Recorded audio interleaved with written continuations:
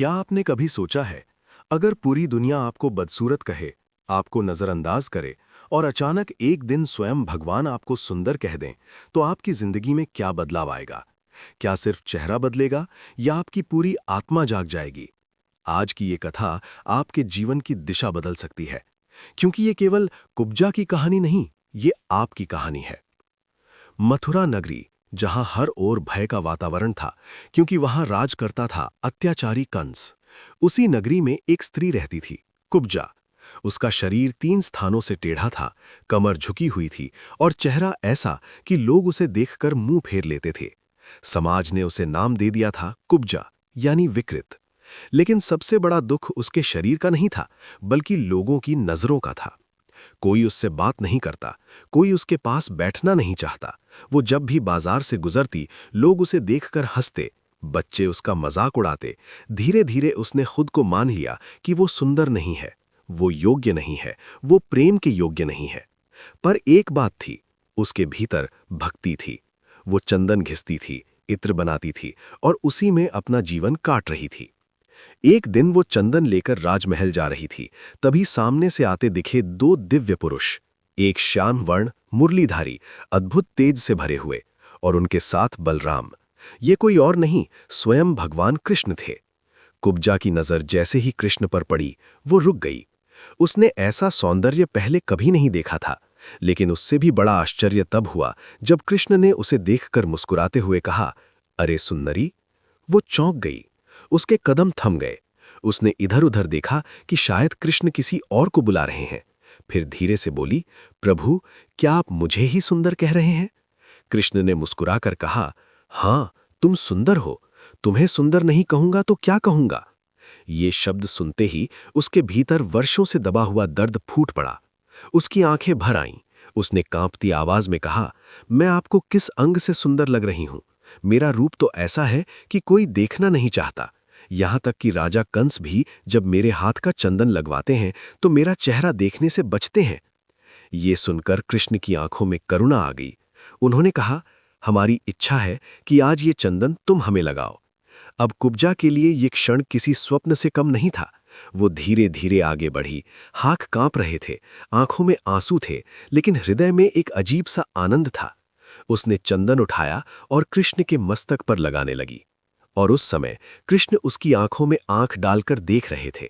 ये पहली बार था जब किसी ने उसे इस तरह देखा था, बिना तिरस्कार के, बिना दया के, केवल प्रेम से। उसका हृदय भर गया, जैसे वो उस क्षण में खो गई हो।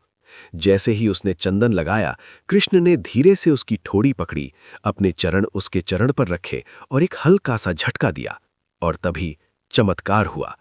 जो शरीर 3 जगह से टेढ़ा था, वो सीधा हो गया। उसकी कमर सीधी हो गई। उसका रूप इतना सुंदर हो गया कि वो स्वयं को पहचान नहीं पाई। लेकिन यहां एक गहरा रहस्य छिपा है। कृष्ण ने केवल उसका शरीर सीधा नहीं किया, उन्होंने उसकी आत्मा को सीधा किया, उसकी सोच को बदल दिया, उसकी आत्म छवि को बदल दिया। कृष्ण ने कहा, अब यहां मत रहो, तुम्हारा मार्ग वृंदावन की ओर जाता है। जाओ, किशोरी जी की शरण में जाओ। ये केवल स्थान बदलने की बात नहीं थी, ये जीवन बदलने का आदेश था। इस कथा का असली अर्थ यही है कि हम सब अपने जीवन में कुब्जा है। हमारा शरीर नहीं, लेकिन हमारी सोच टेढ़ी हो जाती है। दूसरों की बातों से, समाज के तानों से, अपने ही मन के डर से हम खुद को कम समझने लगते हैं। लेकिन जब जीवन में कृष्ण आते हैं, यानी जब हमें सही दृष्टि मिलती है, जब कोई हमें सच्चे प्रेम से देखता है, या जब हम खुद को स्वीकार करना सीखते हैं, तब हमारा जीवन बदल जाता है।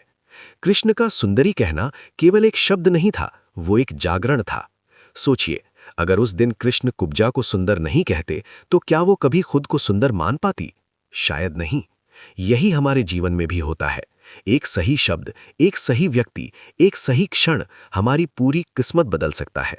इसलिए अगर आज आपको लगता है कि आप में कोई कमी है, लोग आपको नहीं समझते, आप खुद को कम आंकते हैं, तो इस कथा को याद रखिए, क्योंकि जिस दिन भगवान कृष्ण की कृपा होगी, वो आपको भी सुंदरी या सुंदर कहेंगे, और उस दिन आपकी दुनिया बदल जाएगी। कुब्जा की कहानी हमें सिखाती है, दुनिया आपको जैसा भी कहे, लेकिन भगवान आपको हमेशा सुंदर देखते हैं। बस जरूरत है खुद को उनके नजरिए से देखने की। और जब आप ऐसा कर लेते हैं, तो आपका टेढ़ा जीवन भी सीधा हो जाता है और आपकी किस्मत भी। कुब्जा अब वही स्त्री नहीं रही थी जिसका सिर हमेशा झुका रहता था। अब उसकी चाल में आत्मविश्वास था, आंखों में चमक थी और चेहरे पर एक दिव्य तेज था।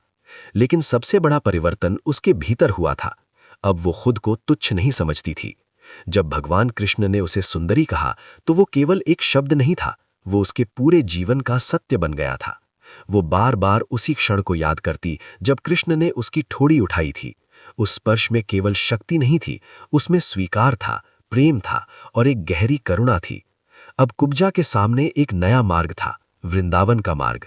लेकिन ये यात्रा केवल एक स्थान तक जाने की नहीं थी, ये यात्रा थी अपने पुराने जीवन को पीछे छोड़ने की। जैसे ही वो मथुरा की गलियों से गुजरने लगी, वही लोग जो पहले उसका मजाक उड़ाते थे अब उसे पहचान भी नहीं पा रहे थे। कुछ लोग उसे देखकर आश्चर्यचकित थे, कुछ ईर्ष्या से भर गए और कुछ उसके पास आकर पूछने लगे कि तुम कौन हो। लेकिन कुब्जा के चेहरे पर अब कोई प्रतिक्रिया नहीं थी, क्योंकि जो व्यक्ति भीतर से बदल जाता है उसे बाहरी दुनिया के विचार प्रभावित नहीं करते। उसने धीरे से मुस्कुराते हुए कहा, मैं वही हूं जिसे तुम कभी कुब्जा कहते थे। ये सुनकर सब स्तब्ध रह गया। यहां एक बहुत बड़ा संदेश छिपा है। जब तक हम खुद को दूसरों की नजरों से देखते हैं, हम हमेशा कुब्जा बने रहते हैं। लेकिन जैसे ही हम खुद को भगवान की नजर से देखना शुरू करते हैं, हम सुंदर बन जाते हैं। कुब्जा अब वृंदावन की ओर चल पड़ी। रास्ते में उसके मन में कई विचार आ रहे थे। क्या मैं सचमुच योग्य हूं? क्या मैं राधा जी की शरण में जा पाऊंगी? लेकिन फिर उसे कृष्ण की मुस्कान याद आती और उसके कदम अपने आप आगे बढ़ जाते। वृंदावन पहुंचते ही उसे एक अलग ही ऊर्जा महसूस हुई। वहां का हर कण प्रेम से भरा हुआ था। पेड़, नदियां, हवा, सब कुछ जैसे भक्ति में डूबा हुआ था। वो धीरे धीरे आगे बढ़ी और अंततः राधा रानी के चरणों में पहुंच गई। जैसे ही उसने सिर झुकाया, उसकी आंखों से आंसू बहने लगे। ये आंसू दुख के नहीं थे, ये आंसू पूर्णता के थे। कहा जाता है कि राधा रानी ने उसे देखकर मुस्कुराया, क्योंकि वे जानती थीं कि ये केवल एक स्त्री नहीं बल्कि एक आत्मा है जो अब जाग चुकी है। कुब्जा ने वहां रहकर भक्ति में अपना जीवन समर्पित कर दिया। अब उसे किसी के स्वीकार की जरूरत नहीं थी, क्योंकि उसे भगवान का स्वीकार मिल चुका था। इस कहानी का सबसे बड़ा रहस्य यही है, कृष्ण ने कुब्जा को सुंदर नहीं बनाया, उन्होंने उसे ये एहसास दिलाया कि वो पहले से ही सुंदर थी। हमारे जीवन में भी यही होता है। हम खुद को कम समझते हैं, खुद को दोष देते हैं, अपने रूप, अपने हालात, अपनी कमजोरियों को लेकर दुखी रहते हैं। लेकिन सच्चाई ये है, हम में कोई कमी नहीं है, बस हमें अभी तक कृष्ण की नजर नहीं मिली है। तो अगली बार जब आप आईने में खुद को देखें तो दुनिया की नजर से मत देखिए, बल्कि सोचिए, अगर आज भगवान कृष्ण आपको देखें तो क्या वो आपको कुब्जा कहेंगे या सुंदरी? उत्तर आपको खुद मिल जाएगा, क्योंकि भगवान की नजर में आप हमेशा सुंदर हैं। वृंदावन में समय बीतने लगा, लेकिन कुब्जा के लिए हर दिन एक नई अनुभूति लेकर आता था। अब उसका जीवन केवल सांस लेने तक सीमित नहीं था, अब वो हर पल जी रही थी। जब वो यमुना किनारे बैठती तो जल की लहरों में उसे वही मुस्कान दिखाई देती जो उसे पहली बार मथुरा की गलियों में मिली थी। जब वो मंदिरों में जाती तो हर मूर्ति में उसे वही दिव्य रूप नजर आता, भगवान कृष्ण का। लेकिन एक दिन उसके मन में एक प्रश्न उठा, प्रभु, मुझे सुंदर बना दिया, लेकिन क्या यही मेरी अंतिम मंजिल है? यही वो क्षण था जब उसकी भक्ति और भी गहरी हो गई। कुब्जा ने समझ लिया कि बाहरी सुंदरता तो केवल एक माध्यम थी, असली उद्देश्य था आत्मा का जागरण। पहले वो खुद को शरीर समझती थी, इसलिए दुखी थी। अब वो खुद को आत्मा समझने लगी, इसलिए शांत थी। यही असली परिवर्तन। कहा जाता है कि एक रात जब पूरा वृंदावन शांत था और चांदनी यमुना के जल पर चमक रही थी, कुब्जा ध्यान में बैठी थी। अचानक उसे एक दिव्य अनुभूति हुई, जैसे कोई उसके भीतर से ही उसे पुकार रहा हो। उसने आंखें बंद कीं और उसे अनुभव हुआ कि भगवान कृष्ण बाहर नहीं बल्कि उसके भीतर ही हैं। उस क्षण उसे समझ आया, जिसे वो बाहर खोज रही थी वह तो हमेशा से उसके अंदर था। उसकी आंखों से आंसू बहने लगे, लेकिन इस बार ये आंसू भी अलग थे। ये मिलन के आंसू थे। आत्मा और परमात्मा के मिलन के। यही इस कहानी का सबसे गहरा रहस्य है। कृष्ण ने कुब्जा का शरीर सीधा किया ताकि वो दुनिया में सिर उठाकर चल सके, लेकिन उन्होंने उसकी आत्मा को भी सीधा किया ताकि वो सत्य के मार्ग पर चल सके। आज हम सब भी कहीं ना कहीं टेढ़े हैं। किसी का मन टेढ़ा है, किसी की सोच, किसी का व्यवहार। हम बाहर से ठीक दिखते हैं, लेकिन अंदर से टूटे हुए होते हैं। और हम सोचते हैं कि अगर हमारा बाहरी जीवन ठीक हो जाए, पैसा, रूप, सम्मान मिल जाए, तो हम खुश हो जाएंगे।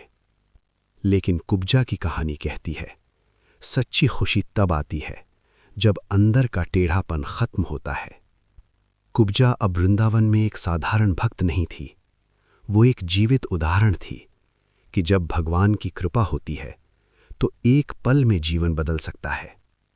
लोग अब उसके पास आते, उससे पूछते, तुम्हें ये सब कैसे मिला? और वो केवल एक ही बात कहती, मैंने खुद को भगवान को समर्पित कर दिया और उन्होंने मुझे खुद से मिला दिया। तो अगर आज आपके जीवन में भी कोई कमी है, अगर आपको लगता है कि लोग आपको समझते नहीं, अगर आप खुद को कम आंकते हैं, तो इस कहानी को याद रखिए, क्योंकि जिस दिन भगवान कृष्ण आपकी जिंदगी में आएंगे, वो सिर्फ आपकी किस्मत नहीं बदलेंगे, वो आपको आपसे मिलवा देंगे।